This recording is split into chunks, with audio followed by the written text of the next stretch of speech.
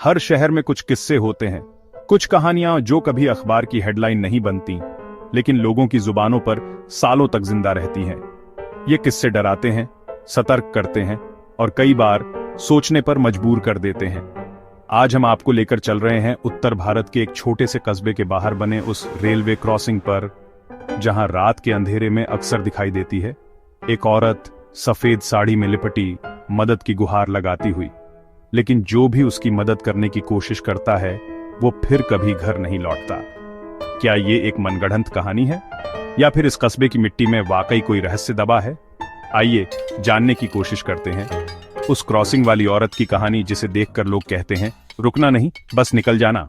उत्तर प्रदेश के मिर्जापुर जिले से करीब 25 किलोमीटर दूर है एक छोटा सा गांव राजापुर। सीमित जनसंख्या, मिट्टी की सोंधी खुशबू और खेतों से घिरा हुआ ये गांव बाहर से देखने पर शांत और साधारण लगता है, लेकिन इसके दक्षिण दिशा में जहां से पुराना रेलवे ट्रैक गुजरता है, वहां की रातें कभी साधारण नहीं रही।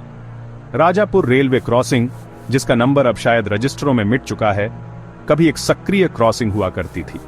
यहां से हर दिन दर्जनों ट्रेनें गुजरती थी, लेकिन 1992 में एक घटना हुई जिसने इस जगह को एक शापित स्थान बना दिया। 28 नवंबर 1992, सर्दियों की एक ठंडी रात, गांव की एक नवविवाहिता रमा देवी अपने पति के साथ रिश्तेदारी से लौट रही थी। गाड़ी में सिर्फ वे दोनों थे। पति बाइक चला रहा था और रमा पीछे बैठी थी, सफेद चुनरी में लिपटी हुई। रात के करीब 10:40 का समय था जब उन्होंने रेलवे क्रॉसिंग पार करने की कोशिश की। कहा जाता है कि तभी दूर से ट्रेन आती दिखाई दी, लेकिन फाटक बंद नहीं था।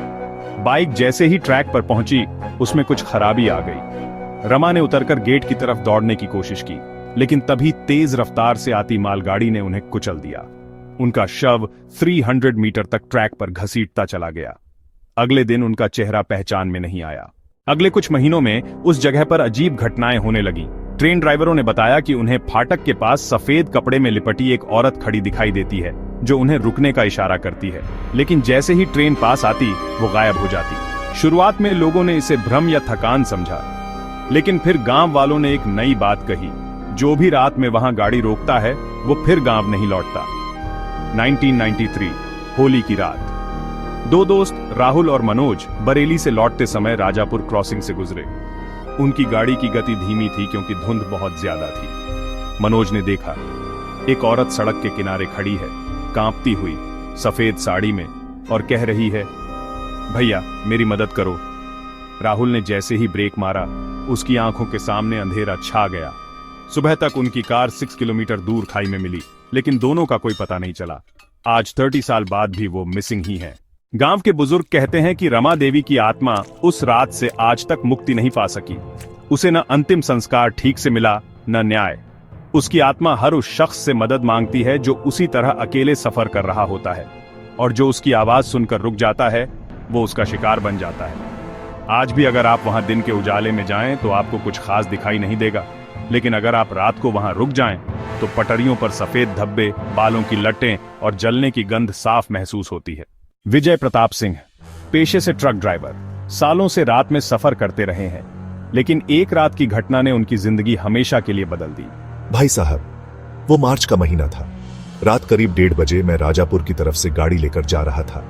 जैसे ही रेलवे फाटक के पास पहुंचा, मुझे लगा कोई औरत रास्ते में खड़ी है, सफेद साड़ी में, बाल बिखरे हुए। मैंने ब्रेक मारा, उतर कर पूछा, क्या हुआ बहन जी? वो बोली, भाई मुझे स्टेशन तक छोड़ दो। मैंने दरवाजा खोला और जैसे ही वो बैठी, मुझे लगा ट्रक का वजन बढ़ गया है, लेकिन पीछे कोई नहीं था। भाई 4 किलोमीटर तक मुझे उसके रोने की आवाज आती रही। मैं पीछे देखता, कुछ नहीं। अचानक ट्रक खुद ब खुद बंद हो गया। मैं उतरा, इंजन चेक किया, और फिर मैंने देखा पटरियों के किनारे वही औरत खड़ी थी। अब उसकी आंखें खून जैसी लाल थीं और मुस्कुरा रही थी। मैं बेहोश हो गया। सुबह लोग मुझे वहीं बेसुध हालत में मिले। विजय आज भी उस सड़क से गुजरने से डरते हैं। उन्होंने कभी दोबारा रात में ड्राइविंग नहीं की। नेहा लखनऊ यूनिवर्सिटी में पढ़ती थी। 2010 में गर्मियों की छुट्टियों में वो अपने गांव लौट रही थी, लेकिन उनका रास्ता एक मोड़ पर आकर बदल गया। मैंने अपनी स्कूटी राजापुर वाले रास्ते की तरफ मोड़ी थी, क्योंकि वो छोटा रास्ता था। रात के 9:15 बजे थे।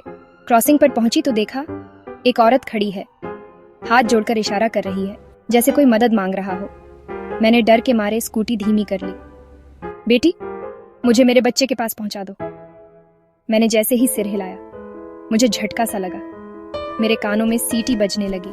आंखों के सामने सब धुंधला हो गया। अगले पल मैं एक जंगल के पास पड़ी हुई थी, अकेली। स्कूटी दूर गिरी थी।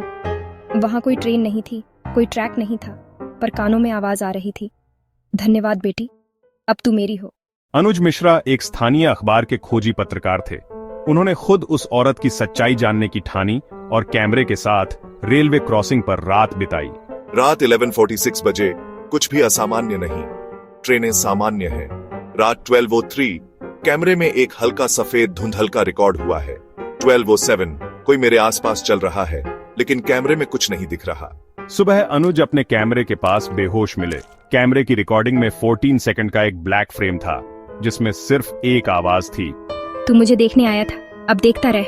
इन तीनों चश्मदीदों की कहानियां अलग हैं, लेकिन अंत एक ही है। सफेद साड़ी वाली वो औरत जिसे हर कोई देखता है, पर कोई नहीं समझता वो क्यों दिखती है। क्या वो वाकई आत्मा है या कोई चेतावनी?